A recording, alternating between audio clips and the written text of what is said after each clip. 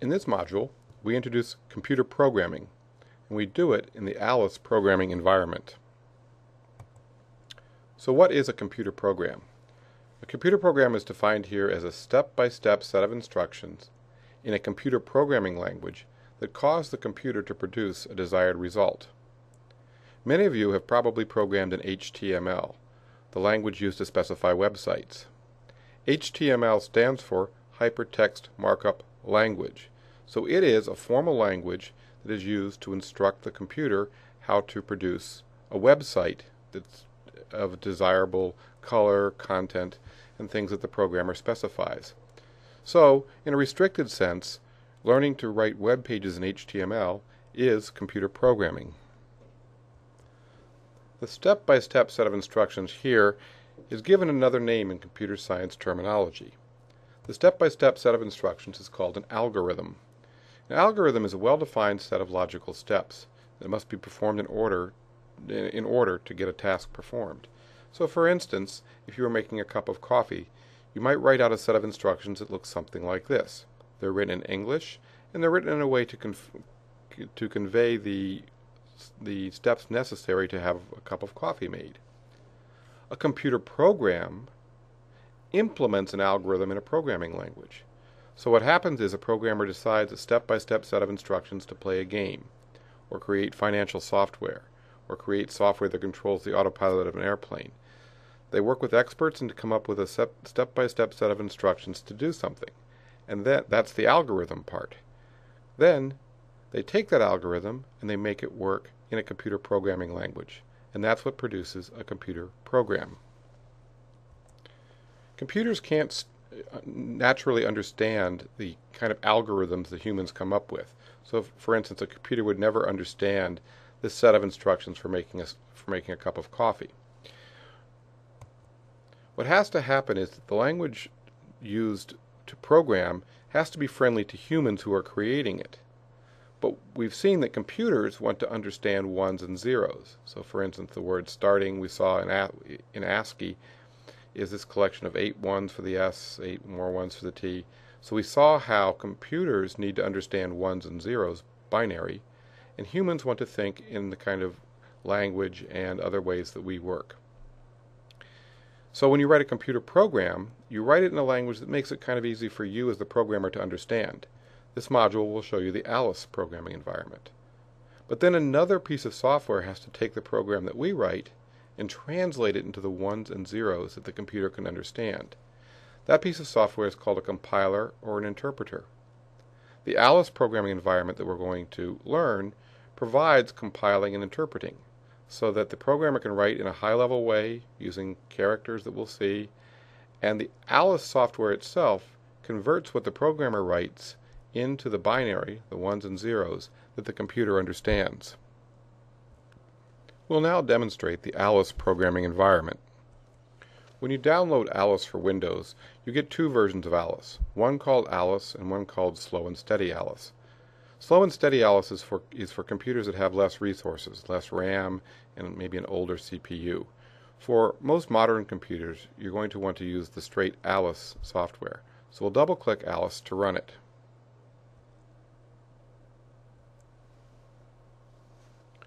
When Alice runs, we see the interface that comes up here. And first it's called the Alice welcome screen. Behind it is the Alice programming environment that's always there. The welcome screen only comes up this first time, although everything in the welcome screen can be accessed through Alice's menus. There are tutorials here. It's a good idea to go through the tutorials. They're often assigned as part of the CSC 101 or one of the courses that we offer at the university. But if it's not assigned, it's a really good idea to go through them. They each take 5 to 10 minutes. They're self-contained, and the instructions are in the tutorial and shows you how to do things in Alice. Recent Worlds will bring in worlds that you've worked on in Alice, and we'll see what a world is in a moment. Templates are kind of starting worlds if you want to start off with a predefined world. We'll look at an example in a moment and how to open a world. So let's look at an example of how Alice works. So I'll click on the examples. Here are some pre-written examples that we can load in. So here's a program written by an Alice programmer called Snowlove. So I'll click on that and open it in Alice. When it opens in Alice, we see that someone has already written it because there's some things here in this box, things in this box, and this box. We'll be going through what those boxes are and what those things are in the rest of the talk today. But before we do that, let's see how an Alice program works. After the program's been written, which someone else has already done for us and we've just loaded it in here, we go to the play button and ask it to play the animation that was created by the program. So I click on play. Up comes the window that's going to show the Alice world being controlled by the computer program. The first thing we see is click to start. That's actually part of the program. The programmer wrote something called an event, saying wait to start the animation until the user clicks. When the user clicks, you can start to play the animation. So I'll click, and up will come an Alice world. You see an island with two snow people, a snowman and a snow woman. Now, under control of the program, the snowman looks at the snow woman, checks her out, moves in close to meet her, and the snow woman melts. This makes the snowman unhappy. He sighs and looks at the camera.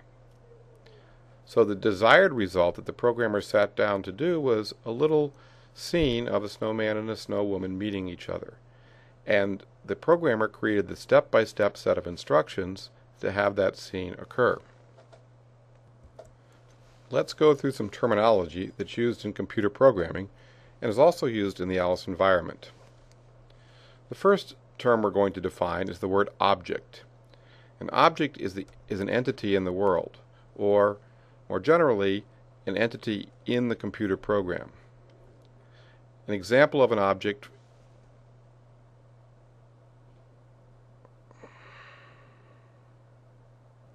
in the Alice world is the snowman. In fact, we see up here in this box, this is the list of objects in the world. We'll come back to the world and the camera in a moment. But we can see that there's an object called an island, an object called a snow woman, and an object called a snowman. These are the objects in the world created by the programmer for this Alice program. Objects have properties and methods. Properties describe characteristics of the current state of an object. So for instance, the snowman has a color and a position in the world. Methods describe what the object can do, like move, rotate, or disappear.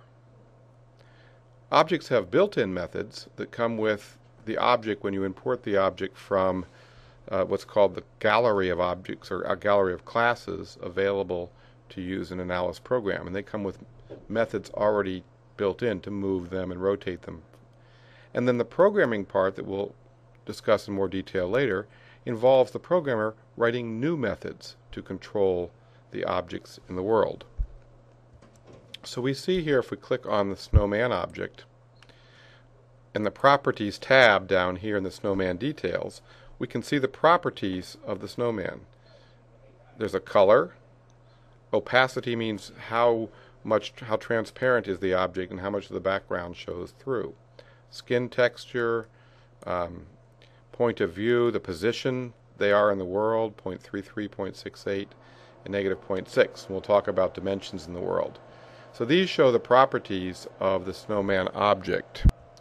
Clicking on the Method tab, we can see that a snowman can move, turn, roll, resize, say something, think, which puts a little bubble over his head, play a sound, and there are a number of methods that are built in for the snowman to do. So these are the things the programmer can draw from to create a scene like the snow love scene that we saw. And objects can be made up of other objects. So here we see a snowman object broken down into some of the sub-objects that make him up. So he's got a bottom, a body, a hat, a left arm, a right arm, and his face are each different objects. And we saw the snowman's expression change as his eyes went up and down when he first saw the snow woman, and his smile changed to a frown when she melted. So that's controlling the sub-object of the face. And we saw the arms move in more kind of a greeting motion when the snowman moved in closer. So those were controlling the arms. We saw the entire body of the snow woman melt away, as did the bottom part, and so that's controlling those sub-objects. So objects can be made up of other objects, and that means that each sub-object has its own properties and methods.